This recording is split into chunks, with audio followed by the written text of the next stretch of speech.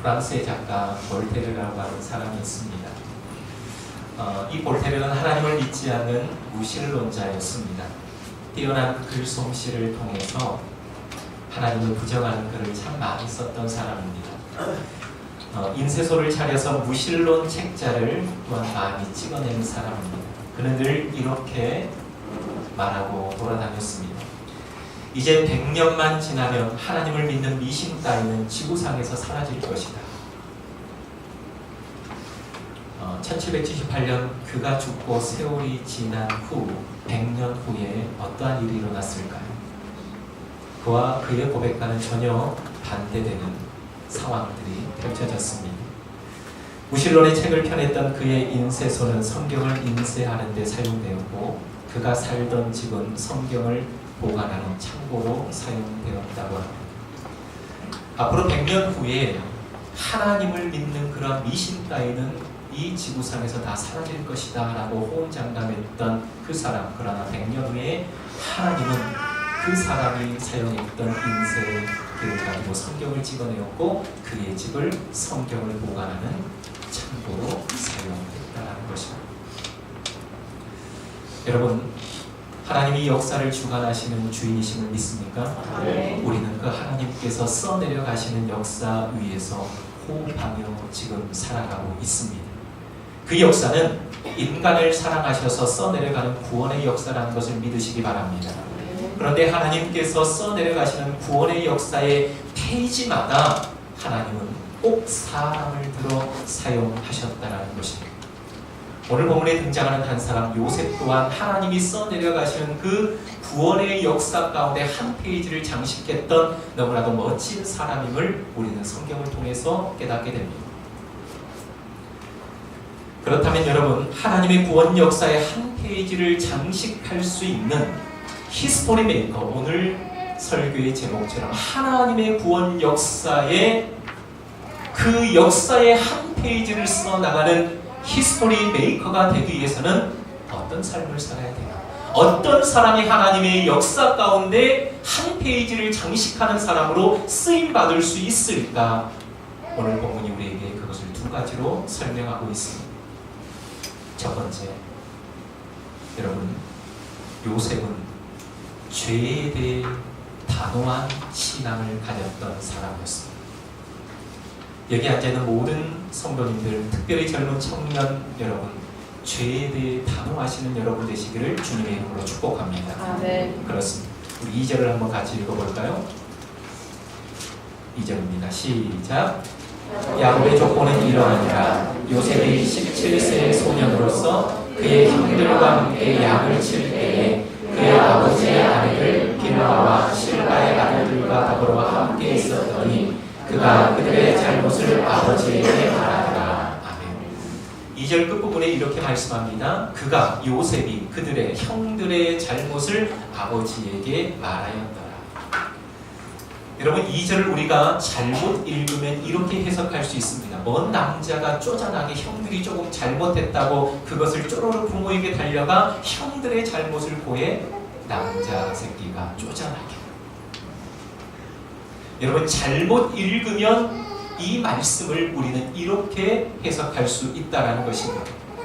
그러나 여러분, 2절을 이해하기 위해서는 우리는 요셉의 형들의 삶을 반드시 이해하고 넘어가야 됩니다. 요셉 위로 형들이 10명이 있었습니다. 루벤을 시작하였습니다. 그런데 여러분, 첫째 형 루벤은 어떠한 사람입니까? 창세기 35장 22절에 루벤을 얘기하고 있는데 이렇게 말씀합니다. 아버지의 첩인 비라와 동침하였더라 라고 말씀합니다.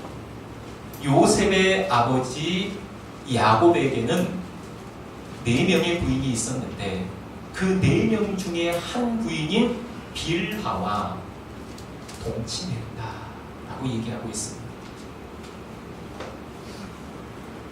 둘째 시몬과 레이는 또한 어떤 사람입니까?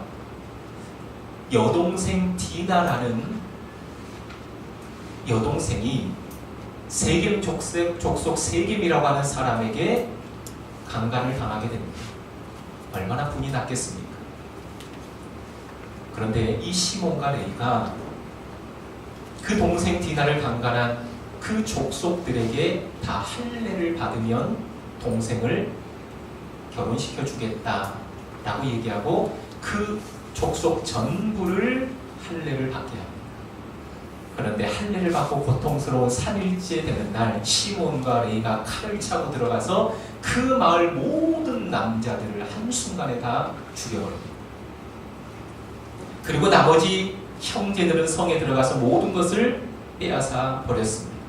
한마디로 살인자요 약탈자가 바로 요셉의 형들이었습니다. 여러분, 요셉이 꿈을 꾸고 형들에게 얘기했을 때 형들이 미워했습니다. 그런데 어느 날 형들이 약을 치러 먼 곳에 갔을 때 아버지가 요셉을 보내서 형들이 잘 있나 보고 오라고 얘기합니다. 형들을 찾아가서 도단이라고 하는 곳에서 형들과 마주하게 되는데 요셉이 형들에게 가까이 오기 전에 멀리서 오는 것을 보고 형들이 뭐라고 얘기합니까? 저를 죽이자라고 얘기합니다.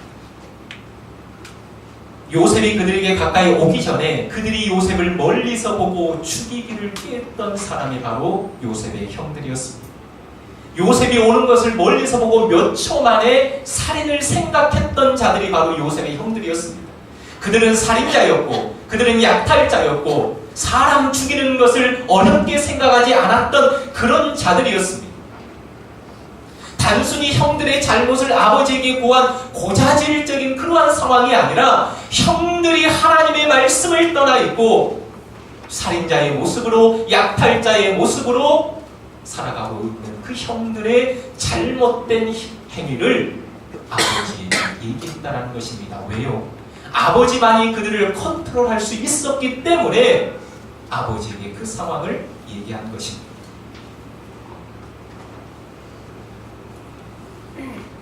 그리고 또 하나, 형들의 잘못을 아버지에게 말했다라는 것은 형들의 잘못된 행동에 나는 동의하지 않겠다라고 하는 요셉의 결단이 숨어 있는 것입니다. 여러분, 요셉이 미움받지 않으려면 눈치껏 적당히 형들의 행동에 동조하면 되는데 요셉은 그렇게 하지 않았습니다. 브레이크가 고장난 자동차처럼 죽음의 질주를 멈추지 않는 형들과는 달리 요셉은 죄에 대해서 단호하게 멈춰 섰다라는 것입니다. 하나님이 써내려가시는 그 구원의 역사 가운데 히스토리 메이커가 되기 위해서는 요셉처럼 우리 또한 죄에 대해서는 단호하게 멈출 줄 알아야 된다는 것입니다. 여러분, 코뿔소는 9m 앞을 보지 못한다고 합니다. 하지만 뿔로 방향을 잡으면 앞에 무엇이 있든지 상관하지 않고 거침없이 돌진하는 동물이 코뿔소라고 합니다. 저는 오늘 이곳에 예배하는 여러분이, 특별히 청년들이 하나님 나라라는 방향을 잡고 코뿔소처럼 멈추지 않고 저돌적으로 돌진하는 열정이 있기를 주님의 이름으로 축복합니다. 그러나 또 하나, 코뿔소처럼 저돌적으로 돌진하는 열정과 함께 죄 앞에서는 단호하게 멈춰서는 거룩한 결단 또한 있기를 주님의 이름으로 축복합니다.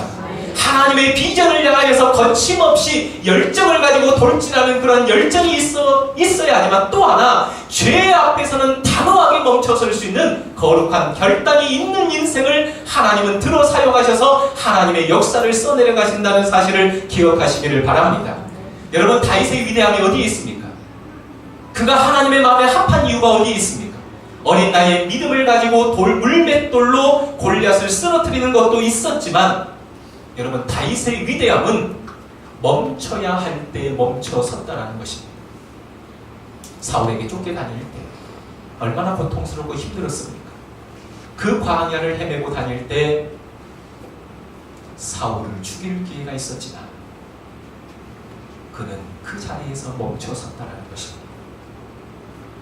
그리고 왕의 자리라고 하는 권력의 최고봉에 앉아 있을 때, 다 할 수 있는 힘을 가지고 있을 때, 하나님의 성전을 그렇게 짓고 싶었고 지을 능력이 있을 때 하나님께서 너는 안 돼, 멈춰서 라고 말씀하실 때 그는 모든 것들을 내려놓았다는 것입니다.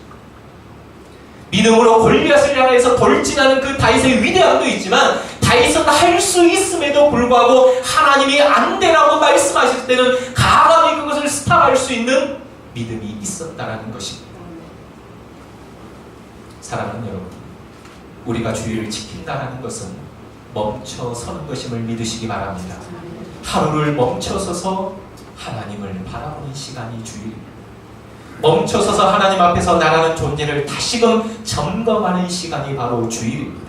그런 의미에서 여러분 기억하십시오. 우리가 주일을 지키는 것이 아닙니다. 주일이 우리를 지켜주는 것임을 믿으시기 바랍니다. 아멘. 거침없이 나아가는 우리의 걸음을 잠시 멈춰 세우면서 이 세상의 창조주 되시는 하나님을 바라볼 수 있는 시간을 우리에게 주는 것이고, 그 하나님 앞에서 내 존재의 가치가 무엇인가를 다시 한번 보게 하는 시간이 바로 주일인 것을 믿으시기 바랍니다. 멈춰 세우는 것입니다. 그래서 주일이 우리를 지켜주는 거예요. 우리가 주일을 지킨다라고 생각하지만 사실 주일을 우리가 지킬 때 주일이 우리를 지켜준다는 사실을 여러분 꼭 기억하시기를 바랍니다. 주일을 거룩히 지키면 하나님께서 우리를 거룩하게 지켜주실 줄 믿습니다. 아멘. 그렇습니다. 이 시대 요셉처럼 하나님 역사의 히스토리 메이커로 쓰임받기를 원하십니까? 요셉처럼 주의 앞에서 단호한 사람이 되기를 주님의 이름으로 축복합니다. 멈춰서야 할 때, 멈춰서는 인생이 될 때 하나님은 그 사람을 사용하실 줄 믿습니다. 두 번째, 그 많은 사람들 중에서 하나님께서 요셉을 택하여 하나님의 역사 가운데 한 페이지를 장식하게 한 이유가 뭐냐? 요셉은 환경을 탓하지 않았다라는 것입니다. 우리 2절, 3절을 함께 읽도록 하겠습니다.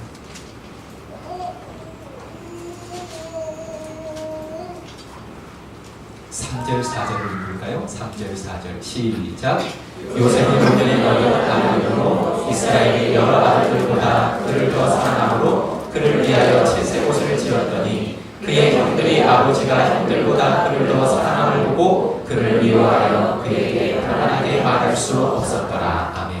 여러분, 요셉의 가정 환경을 보시기 바랍니다. 요셉의 아버지 야곱에게는 4명의 부인이 있었습니다. 그 중에 한 사람이 바로 요셉의 어머니 라헬이 들어가 있습니다. 그런데 라헬은 요셉의 동생 베냐민을 낳다가 죽었습니다. 일찍 돌아가셨어요. 그 어머니의 빈자리가 얼마나 크게 느껴졌습니까? 그런데 그 어머니가 돌아가시고 또 다른 어머니들, 의붓 어머니인가요? 3명의 어머니들이 존재하고 있지만 그 3명의 어머니들은 요셉의 그 빈 자리, 그 요셉의 공허한 마음을 채워줄 수가 없었습니다. 3명의 어머니가 존재하지만 그 어머니들은 요셉의 어머니 라헬이 살아있을 때 함께 남편의 사랑을 받고자 치열하게 경쟁했던 사람들입니다. 그러니 요셉을 사랑해 줄 리 있었겠습니까? 그 요셉의 공허한 마음을 채워줄 수 있었겠냐는 것. 어머니의 빈자리도 힘들고 의붓 어머니 셋과 사는 것도 힘든데 여러분, 위로 형들이 몇 명이 있습니까? 10명이 있습니다. 처음에 말씀드렸던 것처럼 살인자고 포악자고 간음자고 자기 멋대로 살아가는 사람들이었습니다. 오늘 우리가 읽었던 말씀 중에 4절 그 부분에 그에게 평안하게 말할 수 없었더라. 형들이 요셉에게 편안하게 말할 수 없었더라. 이게 무슨 말이냐? 요셉에게 샬롬, 평안하냐, 안녕이라고 얘기하지 않았다는 것입니다. 요셉아, 잘 지내니 인사도 하지 않았다는 것. 어머니가 일찍 떠나고 다른 어머니들에게도 사랑받지 못하고 위로 형들이 있지만 형들에게도 사랑받지 못하고 더 나아가서 이런 상황 속에서 아버지는 상황과 분위기가 파악이 되지 않는 상황에서 그 요셉에게 채색 옷을 지어 입힙니다. 이게 뭡니까? 채색옷은 소매가 긴 옷으로 요셉을 후계자, 장자로 인정한다는 것입니다. 네가 후계자라는 거예요. 네가 장자라는 겁니다. 형들이 있는데 그 상황 속에 사랑받지 못하고 있는 그 요셉에게 채색옷을 입혀서 네가 후계자고 네가 장자라는 것을 선언해버립니다. 얼마나 형들이 미워있겠습니까? 그런 상황 속에 혼자 살아가는 것도 벅찬데 책임져야 할 동생 또한 있다는 것. 어머니가 일찍 떠나 형들에게, 살아계시는 어머니들에게 인정받지 못하고 사랑받지 못하고 아버지는 눈치 없이 채색옷 지어 입혀서 그렇게 하루하루를 살아가는 요셉의 상황과 현실을 여러분 기억하시기 바랍니다. 아침이 되면 눈을 뜨고 싶었겠습니까? 저녁이 되면 편히 잠자리에 들 수 있었을까요? 더 이상 안 되겠다 싶어 집을 뛰쳐나가도 뭐라 할 사람 아무도 없습니다. 그런데 요셉은 그 상황을 박차고 떠나지 않았다는 것입니다. 요셉은 이런 환경과 상황의 지배를 받지 않았다는 것입니다. 요셉은 삶에 충실했습니다. 그럼 여러분 어떻게 이것이 가능했을까? 눈을 뜨는 현실 가운데 형들이 미워하고 사랑받지 못하고 고통스러운 하루하루를 살아가는 이러한 현실 속에서 요셉이 충실하고 상황과 환경의 지배를 받지 않을 수 있었던 이유가 과연 무엇이었을까? 이것이 어떻게 가능했을까? 한 주간 이 말씀을 묵상하는 중에 함께 계속 불렀던 찬양 한 곡이 있습니다. 이 본문을 묵상하면서 사실 이 본문과 어울리지 않는 이 찬양이 왜 계속 내 입술에 맴돌까? 말씀을 묵상하면서도 계속 이 찬양을 제가 불렀습니다. 그런데 설교를 마무리하면서 왜 하나님께서 이 찬양을 저에게 주셨는지 깨닫게 되었습니다. 찬양이 어떤 찬양인지 한번 들어보시기 바랍니다.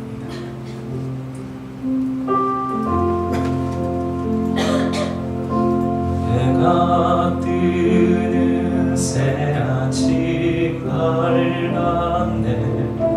이제 다시 주님 찬양. 무슨 일이나 어떤 일이 내게 놓여도 저녁이 올 때 나는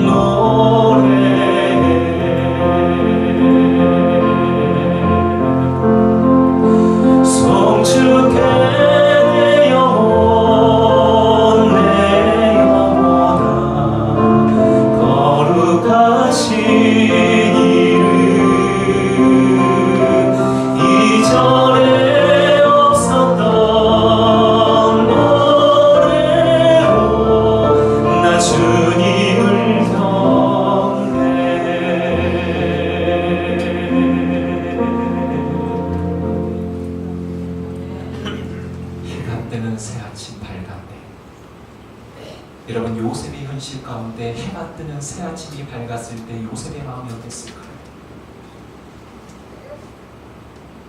무슨 일이나 어떤 일이 요셉의 인생 앞에 펼쳐질 줄 모릅니다. 그런데 이 찬양의 고백을 제가 부르면서 요셉의 현실은 우리가 이해하기 어려운 현실이지만 요셉의 고백이 이 찬양의 고백이 아니었습니까? 해가 뜨는 새아침이 밝았다. 그런데 그 해가 뜨는 새아침을 요셉이 무엇으로 열었을까? 하나님을 찬양하는 입술로 열었겠고, 무슨 일이나 어떤 일이 내게 놓여서 내가 그 일을 만날지라도 요셉의 인생의 저녁은 찬양으로 닫았구나. 송축해 내 영혼, 송축해. 이게 아니었을까요? 요셉은 상황과 현실에 지배받지 않고 누구 앞에 서서 누구를 경외한 자였습니까? 하나님 앞에서 하나님을 경외하고 하나님만을 신뢰했던 사람이 요셉의 삶인 것을 믿으시기 바랍니다. 여러분, 5절 시작은 이렇게 시작합니다. 요셉이 꿈을 꾸었다. 요셉이 꿈을 꿨다. 여러분, 요셉이 꿈을 꿨지만 요셉이 꾸고 싶어서 꾼 꿈이 아닌 것을 믿으시기 바랍니다. 하나님이 꾸게 하신 것입니다. 하나님께서 장차 요셉을 통해 이루어질 역사를 꿈을 통해 미리 보여주신 것임을 믿으시기 바랍니다. 그렇다면 하나님께서 어떠한 자에게 하나님의 꿈을 꾸게 하고 하나님의 비전을 보여주실까요? 대충 산 인생에게, 자기 멋대로 살아가는 그 인생에게, 형들처럼 자기 멋대로 살아가는 그런 인생 가운데 하나님은 당신을 보이시지 않습니다. 어떤 자에게 하나님의 은밀한 것을 보이십니까? 어떤 자에게 하나님의 비전을 보여주실까요? 시편 25편 14절에 이렇게 말씀합니다. 여호와의 친밀하심이 그를 경외하는 자들에게 있으며 그의 언약을 그들에게 보이시리로다. 여호와의 친밀함을 누구에게 보이십니까? 하나님을 경외하는 인생, 하나님을 믿고 따르는 인생, 상황과 현실에 함몰되어지지 않고 지배당하지 않고 어려운 상황과 현실 속에서도 그 믿음에 눈을 떨어뜨리지 않고 하나님을 신뢰하는 인생에게 하나님은 비전을 보이실 줄 믿습니다. 하나님을 경외하면 하나님과 친해지고, 하나님과 친해지면 하나님은 반드시 당신의 마음을 보이실 줄 믿습니다. 요셉은 하나님을 경외한 사람이었습니다. 요셉은 하나님을 가까이 한 사람이었습니다. 요셉의 삶은 포람되고 하나님 앞에서 살아간 인생이었습니다. 사랑하는 성도 여러분, 사랑하는 청년 여러분, 여러분의 삶의 현실이 어떻습니까? 내 삶, 내 인생 왜 이래? 부모에게 물려받은 것 하나 없고 가진 것 아무것도 없는 내 인생 왜 이리 비참한 거야? 현실을 보면서 원망하고 불평하고 있습니까? 도대체 왜 나를 이 고통의 현장에 하나님은 던져 놓으신 거지? 상황 가운데 불평하고 있는 사람이 있습니까? 여러분, 하나님의 사람은 하나님께서 그 사람을 쓰시기 위해서 반드시 불의 용광로에 던져 놓으심을 믿으시기 바랍니다. 하나님께서 그 사람을 사용하시기 위해서 하나님이 때로는 그 사람을 고난의 현장에 던져 놓으실 때가 있다는 것입니다. 그럴 때 힘들고 고통스러울지라도 그 상황과 현실에 함몰되지 마시고 요셉처럼 날마다 하나님 앞에 그리고 경외함으로서는 여러분들 되시기를 바랍니다. 찬양의 고백처럼 해가 뜨는 새 아침이 밝을 때 찬양으로 열고 저녁이 올 때 하루의 삶을 찬양으로 닿는 여러분 되시기를 주님의 이름으로 축복합니다. 그런 자에게 하나님은 하나님의 가슴을 펼쳐 보이시고 하나님의 역사 한가운데 히스토리 메이커로 사용하실 줄 믿습니다. 우리 함께 이 찬양으로 고백하시고 결단의 기도를 드리도록 하겠습니다. 해가 뜨는 새 아침 밝았네. 이제 다시 주님 찬양. 무슨 일이 나 어떤 일이 내게 놓여도 저녁이 올 때 나는 노래하겠습니다. 이 찬양이 저와 여러분들의 고백이 되길 바랍니다. 해가 뜨는 새 아침 밝았네. 이제 다시 주님 찬양. 무슨 일이나 어떤 일이 내게 놓여도 저녁이 올 때 나는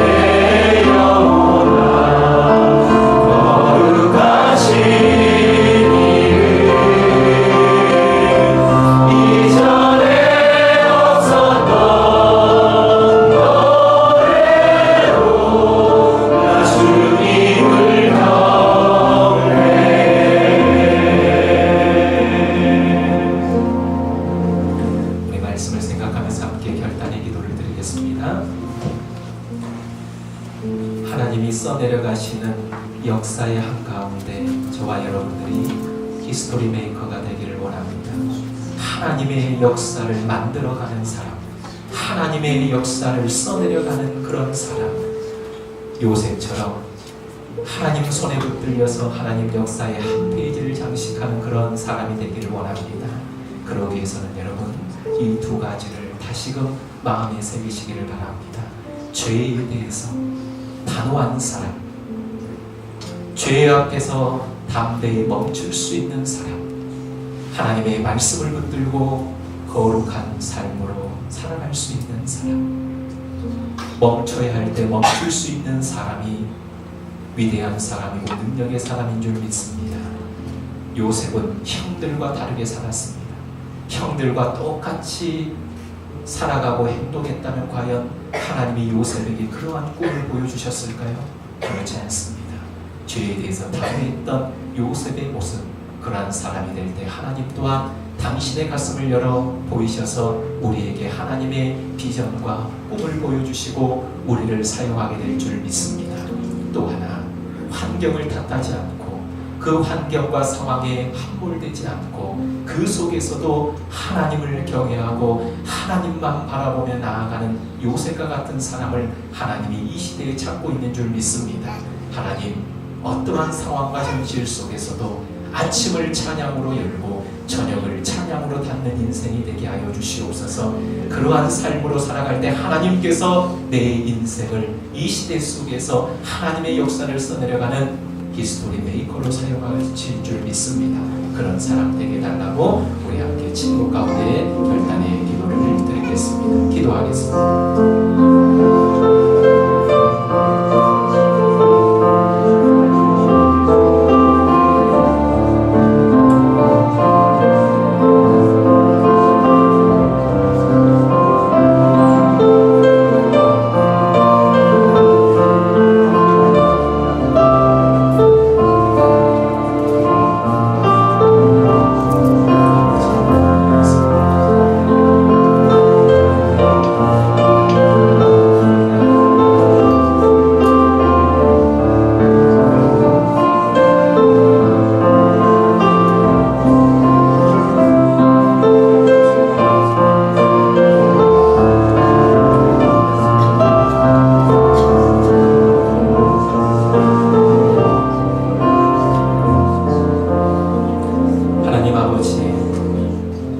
요셉이 전혀 하나님과 상관없이 살아가고 형들처럼 자기 멋대로 살아가는데 어느 날 하나님께서 요셉에게 하나님의 마음을 보여주신 것이 아니었습니다.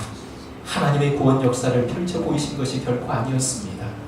요셉은 어려운 상황과 현실 속에서도 죄에 대한 단호한 신앙을 가졌던 사람이었습니다.